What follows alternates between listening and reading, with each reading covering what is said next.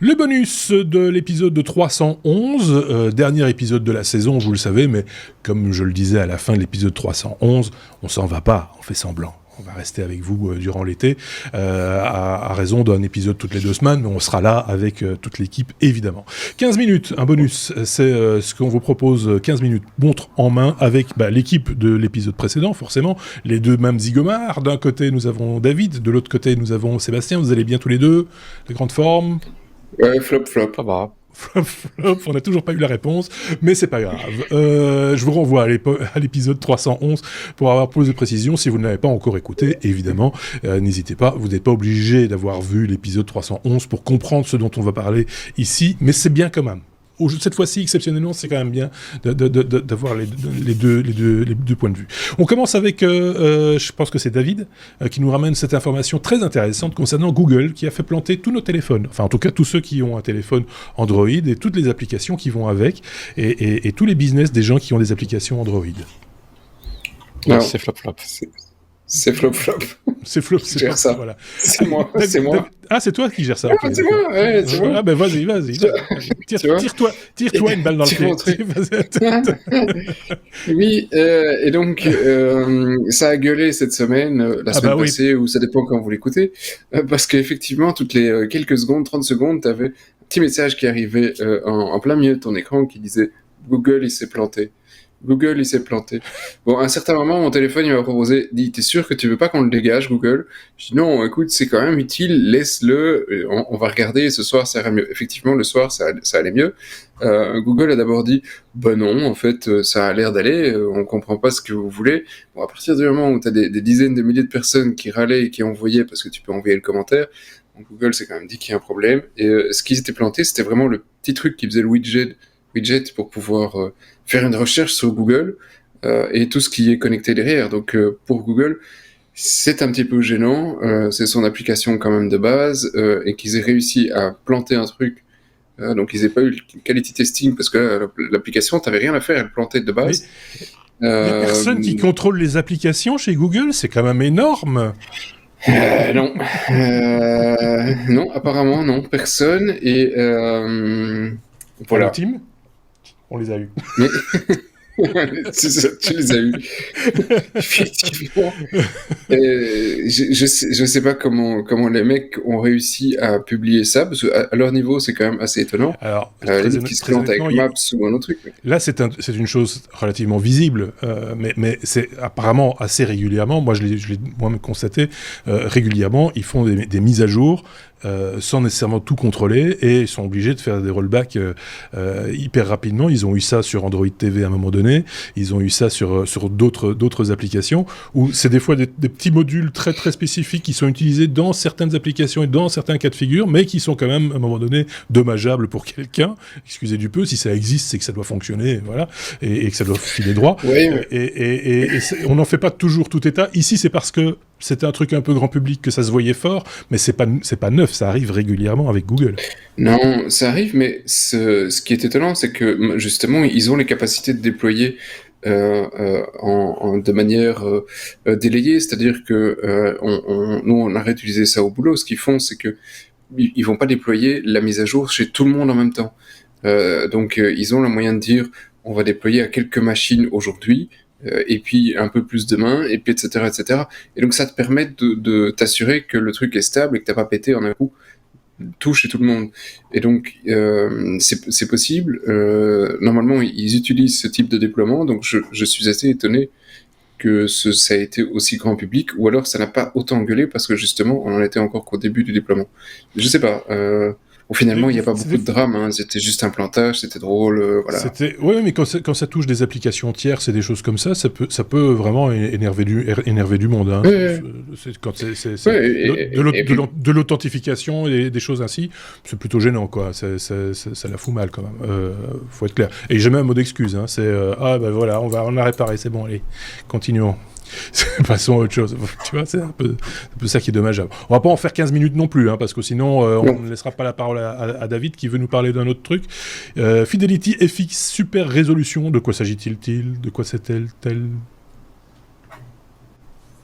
Voilà, donc ça c'est la parade d'AMD à Nvidia. Nvidia qui avait sorti son DLSS qui était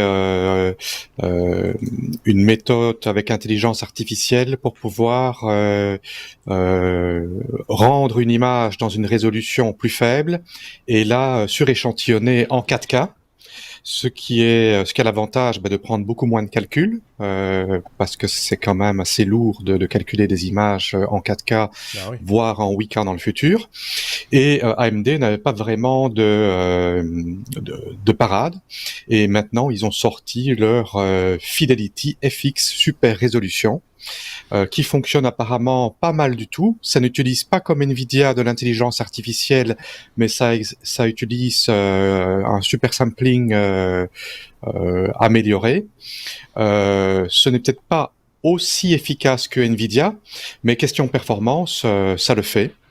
Et par ailleurs, ça permet également à des gens qui ne savent pas trouver de carte graphique récente de pouvoir faire tourner des jeux avec leur vieille carte graphique avec des performances 2 fois meilleures que... Donc ça permet de donner une deuxième vie à des plus anciennes cartes graphiques et ça permet de monter en performance. Voilà, c'est chouette, ça a l'air de fonctionner pas mal du tout. Après, il faut voir si à un moment donné, hein, ça va être un petit peu, enfin, j'enfonce une porte ouverte, hein, mais est-ce que le gamer fatigué a encore l'œil suffisamment affûté que pour pouvoir voir la différence à un moment donné? C'est la question qu'on peut se poser. Je pense qu'on a tous envie d'avoir la meilleure qualité d'image possible, hein, je ne dis pas le contraire, et je ne veux pas minimiser, mais à un moment donné, est-ce que à force, on pousse pas un peu le bouchon un petit peu loin, Maurice? Pas vraiment ici, parce que la problématique, c'est que si on est en train de jouer et qu'on a 20 images à la seconde, entre 20 images à la seconde et 40 ou 50 ou 60 images à la seconde, le gamer le voit. Même le gamer fatigué, tout le monde le voit, c'est très très très net. Donc ça permet d'avoir plus d'images à la seconde, d'avoir une plus grande fluidité. C'est vrai que parfois certaines améliorations graphiques, certains petits détails, certains effets poussés dans le retranchement, on ne voit parfois pas la différence avec ou sans. Ça, oui, je me rappelle. C'est une question qu'on peut se poser. On parle pas souvent jeux vidéo, hein, chez les technos, il faut le reconnaître. C'est pas trop notre sujet de prédilection, mais je me rappelle qu'il y a bien longtemps, on parlait déjà de ça, où on recalculait l'image, mais pas uniquement sur des éléments centraux, parce que la vision se portait sur le centre et que le côté on pouvait un peu bidouiller et c'est vrai que si on s'y attardait, on trouvait ça moche, mais en même temps s'y attarder c'était se planter dans le jeu, donc ça n'avait pas beaucoup d'importance que cette partie-là soit moche ou pas. Je sais pas si Sébastien avait un truc à rajouter vite fait bien fait sur ce sujet. Non, mais j'ai une question. Est-ce que ça permet de miner 2 fois plus de Bitcoin mais un peu plus flou? Un peu plus flou. Ou plus vite. Plus ou moins. Ouais. Hein, tu vois, ou plus ou moins mais plus. En faire moins, mais plus vite. Ouais. Non. Ah bon, non. Ok. Bon, voilà. Alors, est-ce que la réponse est satisfaite? Oui et non. D, la réponse D. Ouais. La réponse D. Bien Kenobi. Seb, ça j'ai vu passer aussi cette news-là. Le SSID qui tue, le SSID si vous préférez, c'est le nom de votre réseau Wi-Fi en gros. Hein, c'est le nom qu'on donne à son réseau Wi-Fi. Voilà. Et qui tue certains appareils. Oui, étonnant. Si tu veux, on peut même... C'est ça, IT. Mais non, c'est effectivement. Parce que tu as dit SSID. Non, mais je sais, mais si tu prends l'acronyme anglais, faut y aller à la fond, quoi. Oui, c'est ça. Je suis d'accord. Bon, voilà, quoi. C'est pour ça que j'ai corrigé, hein, en même temps. C'est comme en français, on dit FBI, mais c'est IA. Donc, mais bref.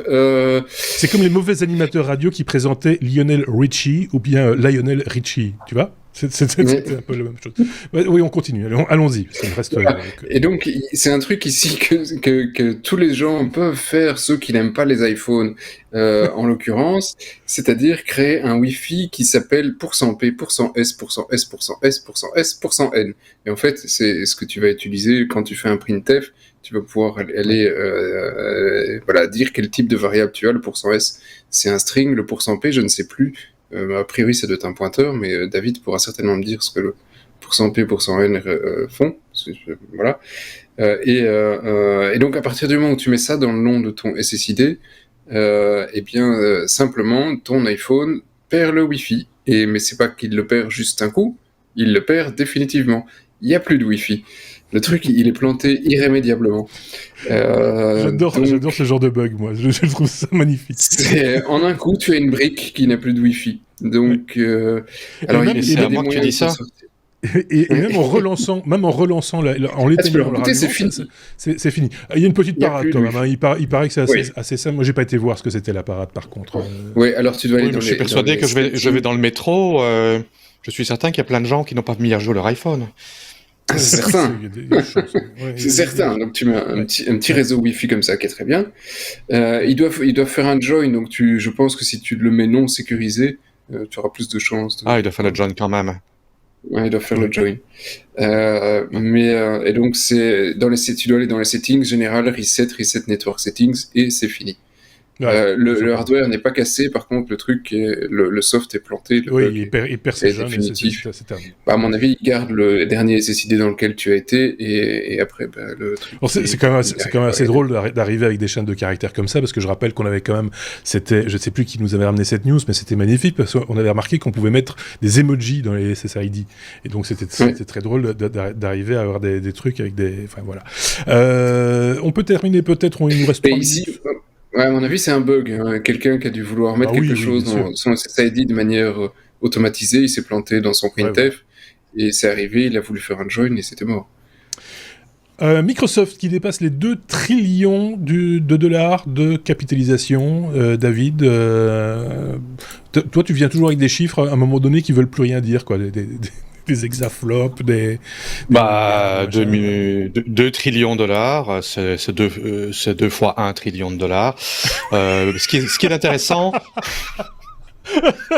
c'est que c'est magnifique. Ça c'est très bien. Bravo, merci beaucoup. c'est que c'est les deuxièmes à y arriver après Apple. Donc Apple avait il y a pas très longtemps atteint les 2 trillions de dollars de capitalisation boursière, et maintenant Microsoft rejoint Apple dans le club select des bitrillionnaires. Des multitillionnaires. Multitillionnaire, en fait, voilà, c'est ça. Tout ça, grâce à la crise sanitaire, aux gens qui sont restés chez eux, qui ont consommé beaucoup plus de produits Microsoft, des Xbox, etc. Ça a été une aubaine pour eux. Teams, voilà, c'est tout. Également. Oui. Teams, pas Skype, parce que Skype, je sais pas s'ils font encore de l'argent avec ça. Ils n'ont jamais fait d'argent. Je pense que oui. Skype n'a jamais rapporté d'argent à aucun de ses propriétaires. Mais voilà. Donc Microsoft est content. Voilà. Content. Je retiens cette réponse. C'est quoi 2 trillions? C'est 2 fois 1 trillion. Ça me merci beaucoup. C'est quand même beaucoup plus que 3 milliards. Oui. Les deux frères, mais bon, ça il faut regarder l'épisode complet d'avant. Mais les deux frères, ils sauront pas s'acheter Microsoft. Pas acheter Microsoft. Non, il va falloir encore faire le coup quelques fois. Ouais, il faut qu'ils se multiplient quelques fois. C'est des pauvres. Combien de frères faut-il? C'est des pauvres. Mais flop. Mais bon, voilà. Donc, on a posé une question à l'épisode 311. On a posé la question de savoir si vous aviez une blague avec flop. Jusqu'à présent, forcément, au moment où nous enregistrons, on n'a toujours pas la réponse, forcément. Non. Donc, mais vous l'avez peut-être. Donc, si vous l'avez, n'hésitez pas à la mettre en commentaire, que ce soit sur notre blog, lestechno.be, ou sur YouTube, également sous cette vidéo. On sera bien content de savoir s'il existe réellement une blague avec flop. Parce qu'on n'est pas sûr du tout, du coup on commence à avoir des doutes sur cette histoire. J'ai encore un truc technologique pour 30 secondes. Vraiment. Vous savez qu'on a fait un épisode complet, un bonus. Non, c'est 1111. On n'a même pas fait 30 secondes sur... tu vois, le suspense est insoutenable. Windows 11 qui a été annoncé officiellement aujourd'hui, dont en fait, apparemment, personne n'en a à faire. Si, on en a parlé la semaine passée du leak. Mais il a été annoncé aujourd'hui officiellement. Il fallait pas faire leaker le truc la semaine passée. C'est un peu plus compliqué que ça. Parce qu'il n'y avait pas plus d'informations aujourd'hui que la semaine passée. Non, il n'y a rien de plus. Il y a rien de plus. Donc, j'ai trouvé la réponse. C'est 1111. Donc c'est Windows 11 x 2 pour le trilliard. Et 1111, c'est le nombre de frères qu'il faut pour acheter Microsoft. D'accord. C'est un truc avec McAfee encore. Oui. Bon, écoutez, prenez soin de vous, prenez soin des autres. Merci David, merci Sébastien. Passez de bonnes vacances et on se retrouve évidemment la semaine prochaine avec un nouvel épisode des Technos. Salut!